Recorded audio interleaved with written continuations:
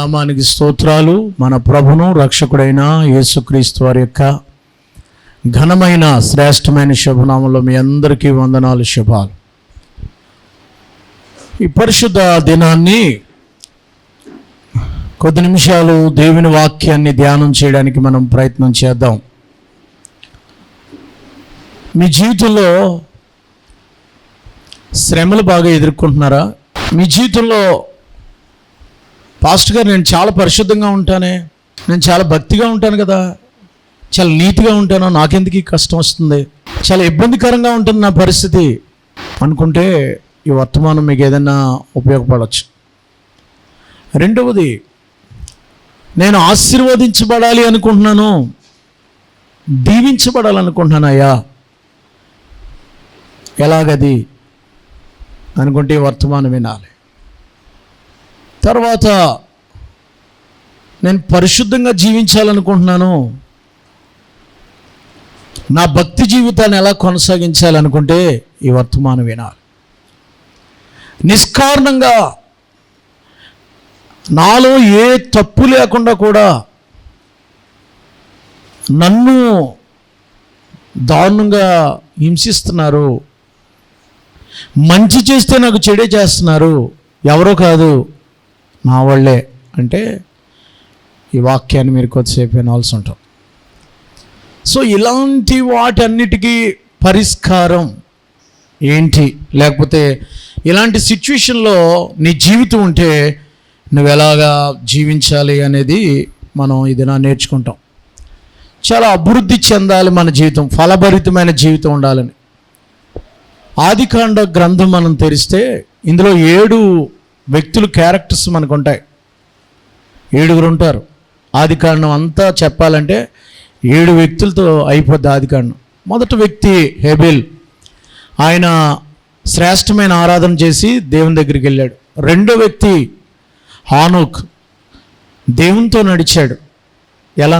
దేవునితో నడవాలంటే హానోక్. మూడో వ్యక్తి నావహు, దేవుడు చెప్పింది చేశాడు, దేవుడు పని చేశాడు. నాలుగో వ్యక్తి అబ్రహాం, శ్రేష్టమైన విశ్వాసం. ఆధారం లేనప్పుడు అబ్రహాము దేవుడిని నమ్ముకున్నాడు. విశ్వాసం అంటే ఏంటో ఆయన నుంచి నేర్చుకుంటాం ఆదికాండంలో. ఐదో వ్యక్తి ఇస్సాకు, ఏమి నేర్చుకుంటాం ఇస్సాకు నుంచి అంటే విధేయత. ఆరో వ్యక్తి యాకోబు, ఏమి నేర్చుకుంటామంటే నిరీక్షణ. నా ఎముకలు చచ్చిపోయిన తర్వాత ఏసేపు పట్టుకెళ్ళిపో, మనం ఎప్పటికైనా అక్కడికి వెళ్ళిపోతాం, మన ఊరోళ్ళందరూ వెళ్ళిపోతాం, కానాన్ దేశం, నిరీక్షణ. చివరి వ్యక్తి ఏసేపు, జోసెఫ్. ఏసేపులో నుంచి ఏమి నేర్చుకున్నాం అంటే ఒక్క మాటతో చెప్పలేమైంది శ్రేష్టమైన జీవితం. మనం ధ్యానం చేయబోయే వ్యక్తి కూడా ఆయనే. ఏంటి అనంటే 50 అధ్యాయాలు ఆదికాండంలో ఉంటే 12 అధ్యాయాలు ఆయన కోసం రాశారు. 12, 37 నుంచి 50 వరకు ఆదికాండం. 38వ అధ్యాయం తీసేస్తే మిగిలిన ఆయన గురించే. యేసేపులో యేసు ప్రభుని చూస్తాం మనం. యేసు ప్రభుకి యేసేపుకి చాలా దగ్గర పోలికలు ఉన్నాయి. యేసేపు తండ్రి చేత ప్రేమించబడినవాడు, యేసుక్రీస్తుకు తండ్రి చేత ప్రేమించబడినవాడు. యేసేపుని సహోదరులు ద్వేషించారు. యేసు ప్రభువాన్ని సహోదరులు సిలువేసి ద్వేషించారు యూదులు. యేసు ప్రభువారిని 30 వెండి నాణాలకు అమ్మేశారు. యేసేపుని 20 వెండి నాణాలకు అమ్మేశారు. యేసు ప్రభువారు అంగీ తీసేశారు, యేసేపు అంగీ కూడా తీసేశారు. యేసు ప్రభువారు యూదులు తిరస్కరిస్తే అన్ని జనుల మధ్యకి వెళ్ళిపోయాడు. యేసేపు సొంతలు తిరస్కరిస్తే ఐగుప్తు వెళ్ళిపోయాడు. యేసేపు అన్నల్ని ప్రేమిస్తే యేసు ప్రభువారు లోకాన్ని ప్రేమించారు. యేసు ప్రభువారు క్షమిస్తే యేసేపు అన్నల్ని క్షమించాడు. These are qualities, same to same కనపడతాయి మీకు. యేసు ప్రభుతో పోలుస్తారు. అలాంటి వ్యక్తిని గురించి ఈ ఆదివారం ధ్యానం చేస్తున్నాం. శ్రద్ధగా వినండి. యేసేపు బాల్యకాలం అంతా హ్యాపీ, జాలీ, అబ్బో నాన్నకి చాలా ఇష్టం, ఏం కావాలంటే అది చాలా బాగుండేది ఆయనతో పని. రే ఎవరు అని పిలిస్తే ఈయన మాత్రం నాయనా బాబు, రే బాబు యేసేపు రారా, అది పిలుపు నాన్నగారి దగ్గర. ఎక్కడ పడుకున్నావురా, రా నా పక్కొచ్చే. యేసేపుకి 17 సంవత్సరాలు ఉంటే అన్నకి 30 సంవత్సరాలు ఉంటాయి. 27, 28, 30 ఉంటాయి పెద్దోడికి. చాలా డిస్టెన్స్ ఉంది. తండ్రి చేత ప్రేమించబడినవాడు. యేసేపు పట్టింది బంగారం, ఇంట్లో ఆడదే చలమని. రెండవది దర్శనాలు, మూడవది దర్శనాలకు అర్థం చెప్పగలిగినోడు, నాలుగవది యేసేపు పట్టింది బంగారం. పొలంలో ఉంటే దీవెన, ఇంట్లో ఉంటే దీవెన, రోడ్డు మీద ఉంటే దీవెన, అడుగెడితే దీవెన, బ్లెస్సింగ్. ఆడు ఎక్కడుంటే అక్కడ. ఏం పని మొదలెట్టాడంటే సక్సెస్. ఏముండదు ఆయనకి, నెగిటివ్ ఉండదు ఆయనకి. యేసేపుకి అంత క్వాలిటీ. ప్రధానమంత్రి కూడా అయిపోయాడు. 10 మందికి అన్నం పెట్టేవాడు అయ్యాడు, 10 మందికి పోషకుడు అయ్యాడు, మంచి ఉద్యోగం ఇచ్చాడు దేవుడు. ప్రపంచంలో ఎవ్వడికి లేనంత ఉద్యోగం, అన్నదమ్ములకు కూడా లేని ఉద్యోగం, ఇంట్లో వాళ్ళు కాదు ఎవ్వరికి అందనంత ఎత్తు ప్రధానమంత్రి అయ్యాడు. దేశానికి కాదు ప్రపంచానికే, ప్రపంచం అతని కాళ్ళ ముందు పడేలాగా అయ్యింది. What a blessed man. కానీ కష్టాలు లేవా పాస్ట్ గారు ఆయనకంటే? ఉన్నాయి. ఎలా మెయింటైన్ అయ్యాడు, ఎలాగా ఓవర్కమ్ చేశాడు, ఎలాగ దాటుకుని వచ్చాడో ఒక్క 7 విషయాలు చెప్తాను. యేసేపులాగా మేము ఫలించాలి అనుకుంటున్న వాళ్ళు దేవుని స్తోత్రం చెప్పండి. యేసేపులాగా మేము దీవించబడాలి. యేసేపు ఎవరట? 49వ అధ్యాయము ఆదికాండము 49వ అధ్యాయం 22వ వచనం. యేసేపు ఎవరమ్మా? ఫలించేడు కొమ్మ, ఓట యొద్దలో. యేసేపు ఎవరంటే ఫలించాడు, ఫలిస్తాడు, ఫలించేడు కొమ్మ, ఓట యొద్ద ఫలించే కొమ్మ. రైట్, వినండి. ఆదికాండాన్ని పరిచయం ఇచ్చేశాను.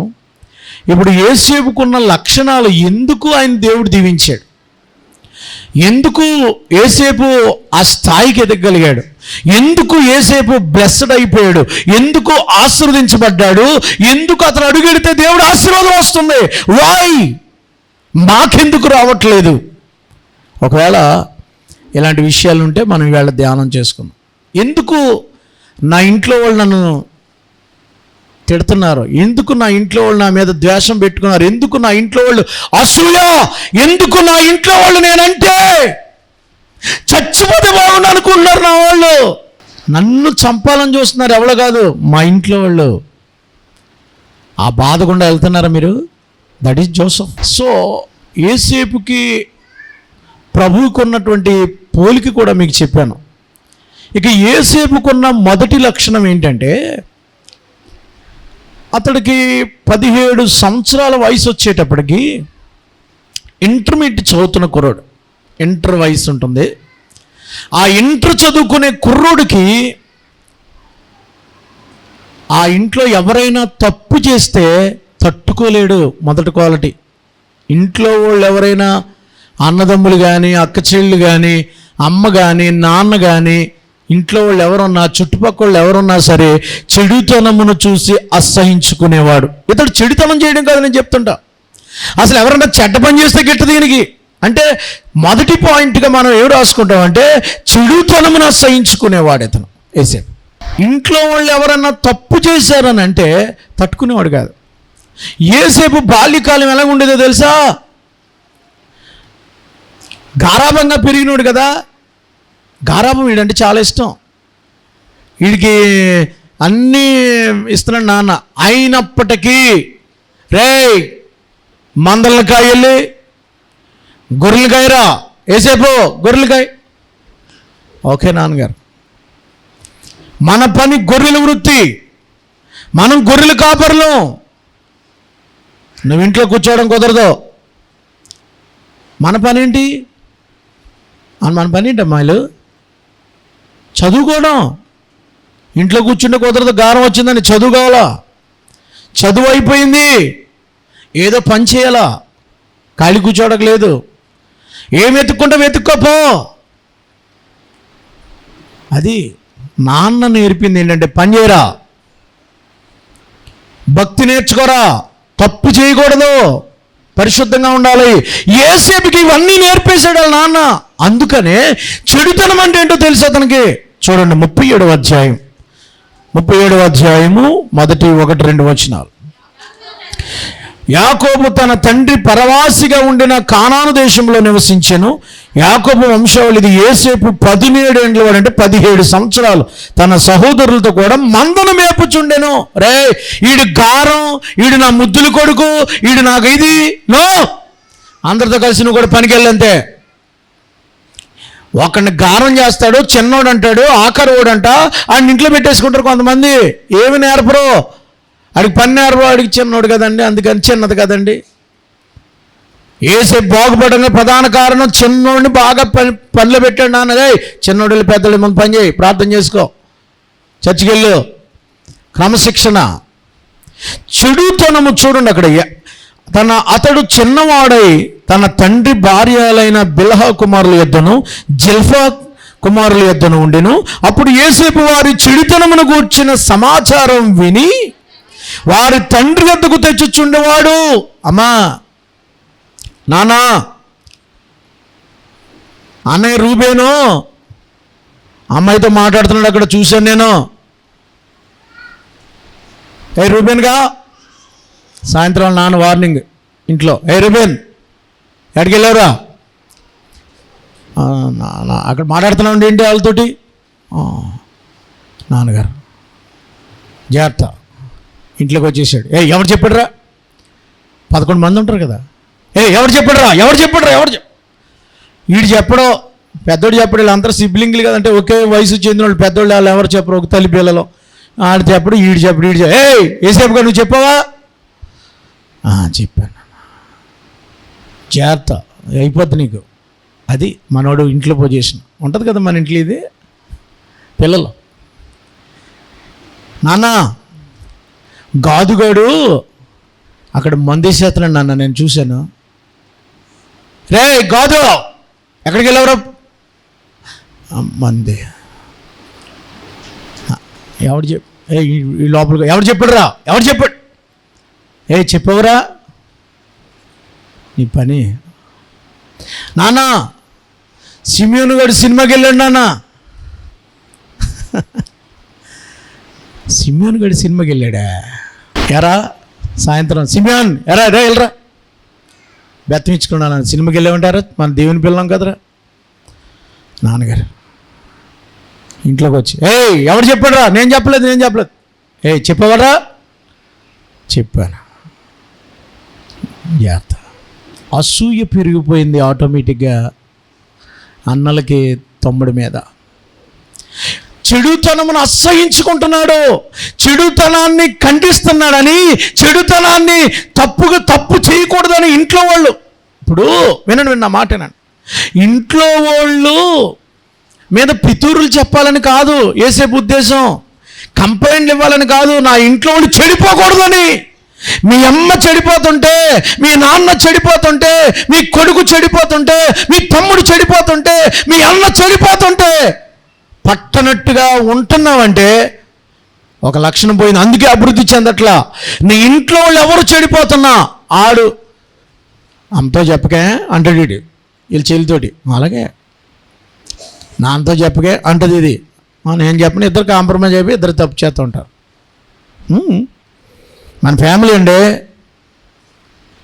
కాంప్రమైజ్. చెడుతనమును గూర్చిన బోధ తండ్రి చేశాడు కనుక పిల్లలు అలా పెరిగారు. మీ పిల్లలు ఎలా ఉన్నారు? కాబట్టి చెడుతనమును అసహించుకోవాలి. మొదటి మాట ఏమిటంటే చెడుతనమును అసహించుకునేవాడు, చెడుతనం చేస్తే సహించలేనోడు, చెడుతనం చేస్తే కంప్లైంట్ చేసి ఎవరికి చెప్పాలో వాళ్ళకి చెప్పి వాళ్ళు రైట్గా ఉండాలి. ఎందుకు యోసేపు అలా చేశాడంటే అన్నలు బాగుపడాలని తప్ప వాళ్ళ మీద ద్వేషం కాదు. మనోళ్ళు అన్న మీద ప్రేమ మీద చెప్పరేళ్ళు. కామ్గా చేసిన తప్పులన్నీ ఇవి తెలుసు, కవర్ చేసేద్ది. తల్లికి కూడా తెలుసు, ఆయనకి తెల్లనవదు, కవర్ చేసేద్ది ఇవిడి. చివరికి ఎవరు పాడవుతారు? ఏమ్మా, ఎవడికి భయపడతాడో వాడికి చెప్పాలా, ఎవరు యజమానుడు వాడికి చెప్పాలా, అప్పుడే క్రమశిక్షణ వస్తుంది. లేకపోతే పిల్లలు చెడిపోతారు. 11 మంది ఒక లెక్క, యోసేపు ఒక లెక్క. ఉన్నారా నీ బిడ్డలో యోసేపులాగా? మన మొదటి క్వశ్చన్, యోసేపు అన్నలు తప్పు చేస్తే నాన్న కంప్లైంట్ చేసేవాడు, అమ్మ తప్పు చేస్తే నాన్న కంప్లైంట్ చేసేవాడు, నాన్న తప్పు చేస్తే ఎవరికో చెప్పేవాడు. ఇంట్లో వాళ్ళందరూ మంచిగా పరిశుద్ధంగా భక్తిగా ఉండాలని కోరుకునే వ్యక్తి. ఇది మొదటి లక్షణం. మన ఫ్యామిలీ అంతా బాగుండాలని కోరుకోవాలి. మన కుటుంబం, మన సంఘం, మన గ్రామం, మన దేశం, మన ప్రపంచం బాగుపడాలి. ఇది మొదటి లక్షణం. నా టైం అవుతుంది కదా. రెండవది ఏంటంటే, యోసేపులో ఉన్న రెండో లక్షణం ఏంటంటే, యోసేపుకి బాగానే ఉంది, ఫ్యామిలీ అయిపోయింది. అతనికి ఇప్పుడు ఏం స్టార్ట్ అయ్యాయంటే శ్రమలు స్టార్ట్ అయ్యాయి. శ్రమలలో భక్తిగా నిలవగలిగిన వాడు, రెండో శ్రమలను తట్టుకోగలిగినవాడు. అంగీ కొనిచ్చారు వీడికి, రంగురంగులు గౌను కొన్నాడు. వాళ్ళ నాన్న గౌను వేసుకున్నాడు. అన్నలు కలిసి వచ్చింది. ఒకసారి రే అన్నోళ్ళు షకీంకి వెళ్ళారు గొర్రెలు మేపుకుంటాకి. నువ్వు క్యారేజ్ పట్టుకెళ్ళి. ఏంటి క్యారేజీ? జొన్నలు, జున్నుగడ్డలు, రొట్టెలు ఇవన్నీ పట్టుకెళ్ళి అన్నోళ్ళకి. 11 మంది అన్నలు, వాళ్ళందరికీ.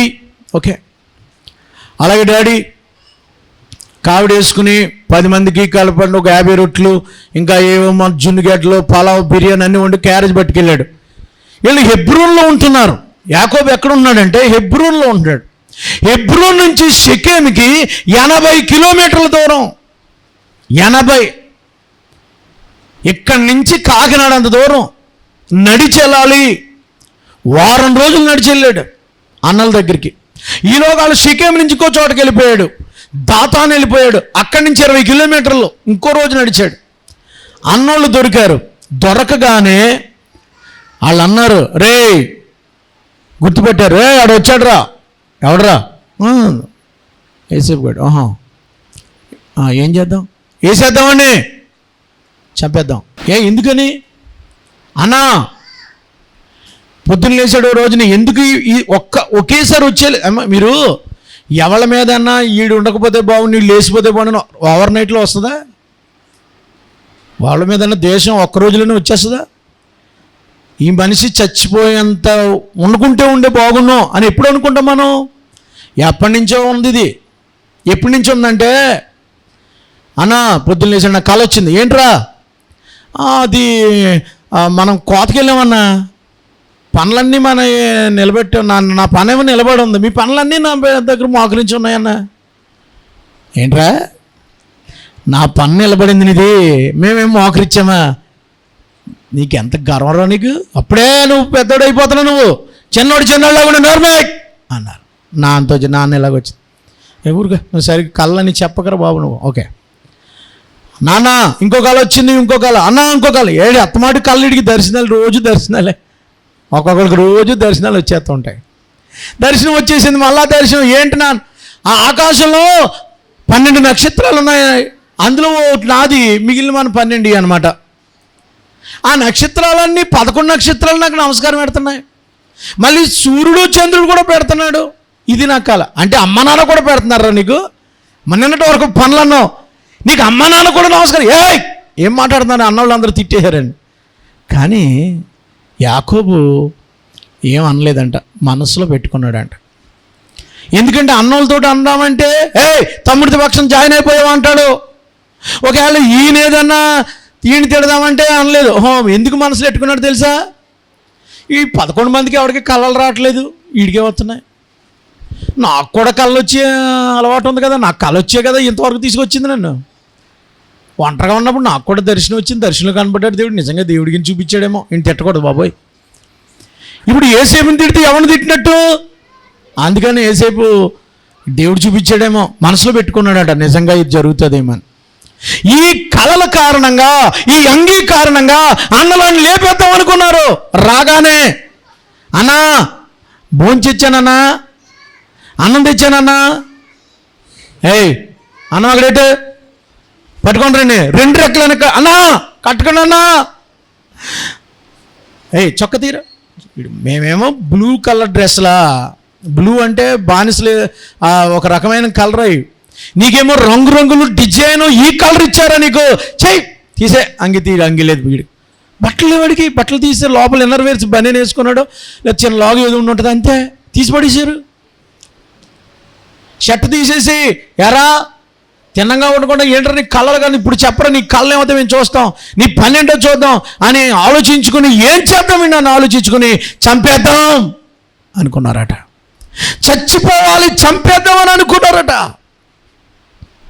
కాసేపటికి అందులో ఒకడు అన్నాడు, వీడిని చంపేస్తే మనకేమొస్తుందిరా, వీడి రక్తప్రతం మనకు అంటుకుంటుంది, వీడిని గోతులో పడేసేద్దాం.